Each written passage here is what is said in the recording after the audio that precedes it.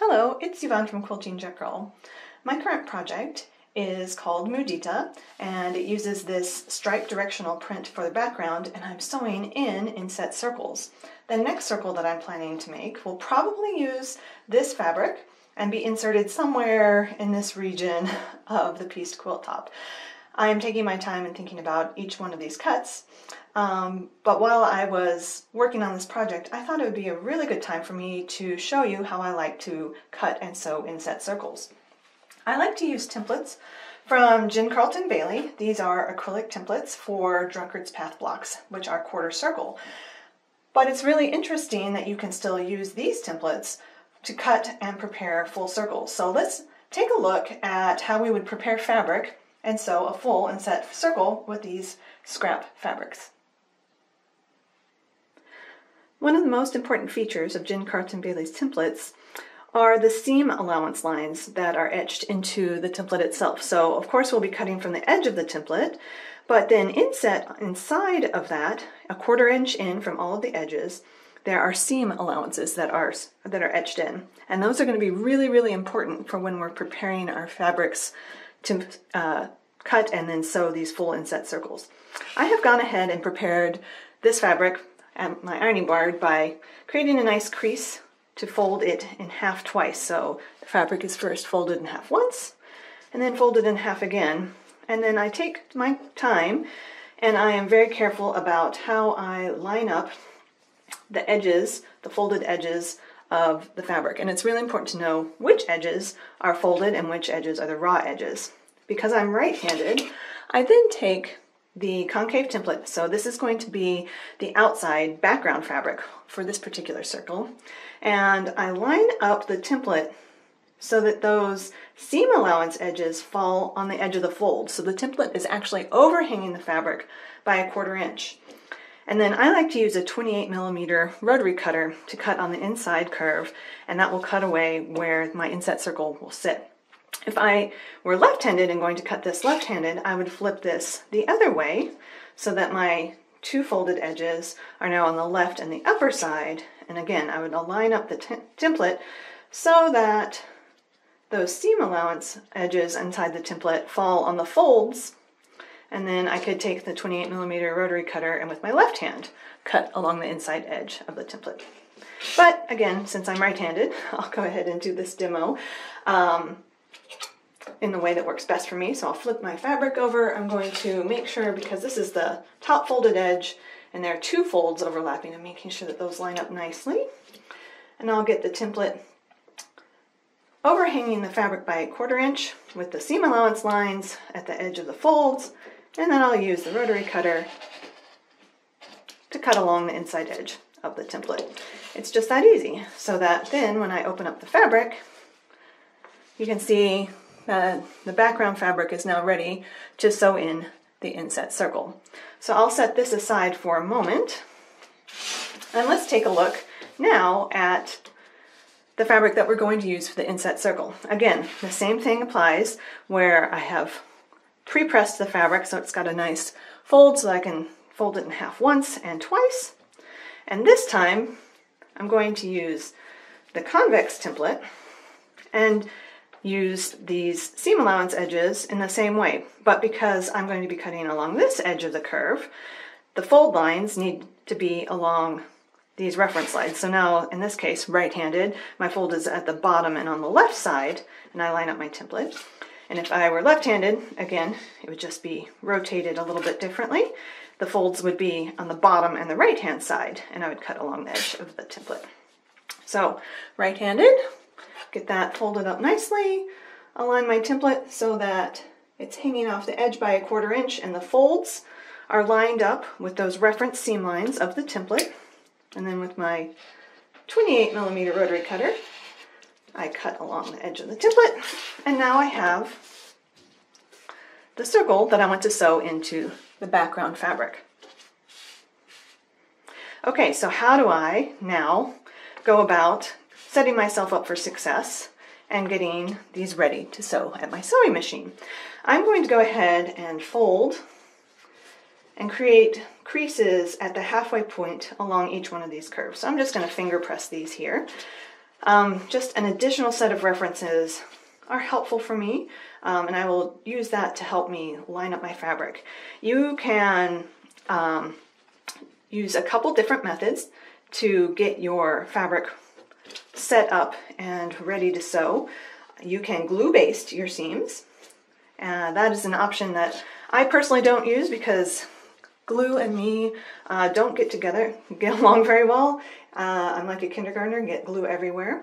So I'm going to be pinning these reference points together because that's what works best for me. But again, if glue basting works best for you, do that, and you can still use the same method. So I'm just creating these creases at the halfway point in between each of my folded seams at a quarter points. All right, so now I'm going to set the circle down first, right side up, and then the background fabric on top of that, right side up. And let me grab my pins.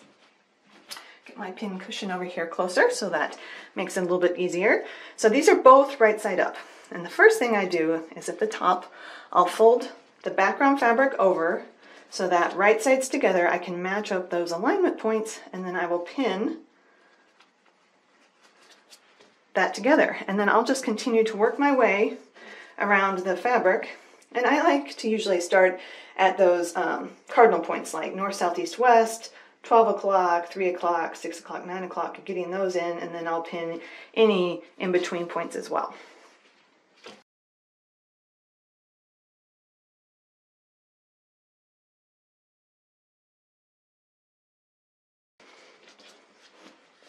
Okay, with 8 pins now inserted, I am ready to take this to my sewing machine and sew a 1/4 inch seam all the way around the perimeter to sew in my inset circle. Notice that I'm going to be sewing with the circle down and the background fabric, which was cut with the concave template, right side up. So let's go take a look at how that goes. You may have noticed that I pinned like a left-handed quilter, such that the point of the pin is actually pointing towards the seam with the head pointing away from it instead of with flipped 180 degrees away. And the reason I like to pin that way is that I can use the seam guide on my sewing machine to help me keep my seam allowances nice and straight, and in this case even, all the way around the edge of the curve, and I can slip the pin with my left hand away from the needle to keep the fabrics pinned together for as long as possible. So to sew the full circle, I'm going to start by using my stiletto to work the edges of the fabric so that they are nice and even. And I'm using a hot pink thread that will hopefully show up a little bit as I'm working my way around the circle. And I'm just going to sew a few stitches, and then I'm going to back stitch to secure the start of the seam. And again, see that my pin is still in place and out of the way of the needle, and I can just slide that pin with my left hand out of the way a little bit further. And I'm just going to continue sewing around this circle slowly, and I'll be using my stiletto to ease the concave fabric along the way. And I'm trying to keep the edges of the concave and the convex, so the background fabric and the inset circle, as even as possible. When sewing an inset circle, if the background fabric becomes too inset, and you can see the convex or the inset circle, you'll end up having to stitch little pleats along the edge of the fabric, so you're going to end up with too much of the background fabric. And if you sew with the background fabric too much beyond that inset circle or the convex shape, then you're going to have to really stretch this background fabric and distort it, and it won't lay as flat once you're done sewing. So the secret to sewing inset circles is really just going slow, taking your time, and doing your best to keep the edges of the fabric aligned all the way around the circle.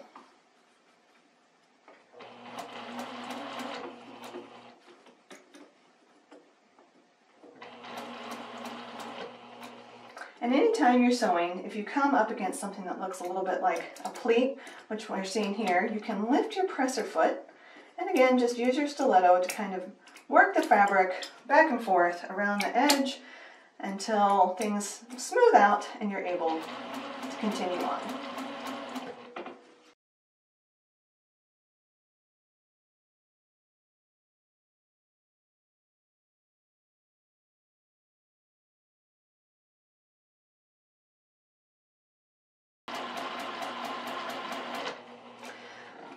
when I get back and I'm overlapping the seam where I began, I will just backstitch to secure that as well. And you may notice that I actually stitched beyond where I started. Sometimes when I get started, I find that I'm actually at a weird angle, and so I'm not at a true 1/4 inch seam allowance. And so if that's the case, I just stitch beyond that starting point until I get to a point where the seams overlap. So let's take this to the ironing board and talk about how to press this flat and finish up this block. When it comes to pressing curves, there are several different ways that you can press the seams. I personally usually prefer to press my seams towards the background or concave fabric. So in this case, I'm just going to lay the inset circle flat on my ironing board and gently open up the background fabric while kind of sort of finger pressing it flat before I grab my iron. Because once I have the iron, I want to make sure that those seams are laying flat up against my ironing board as much as possible.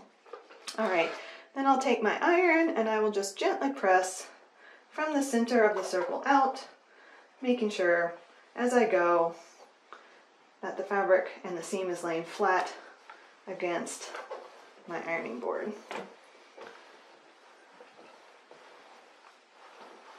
So after a quick press, it looks like this, and let's flip it over and take a look at the back. So you can see that everything's looking pretty neat from the back. I can give it an additional little press here. And then, because I like to press with a dry iron, if there are any particular areas that are looking like they need a little extra help, I can take my water spray bottle and just spritz those little areas where it just needs a little bit more help to get things laying nice and flat.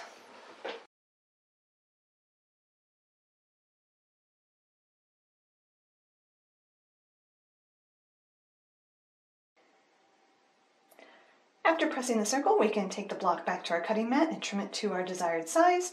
In this case, I trimmed it as large as possible, so it is 13 inches wide by 10 inches tall, and I can continue using this as I need in my quilting project. So I hope that this tutorial was helpful for you.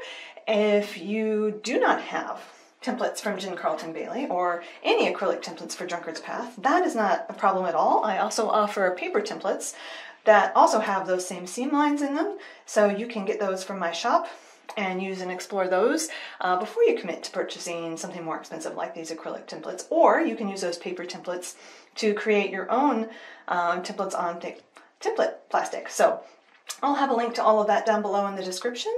Happy quilting!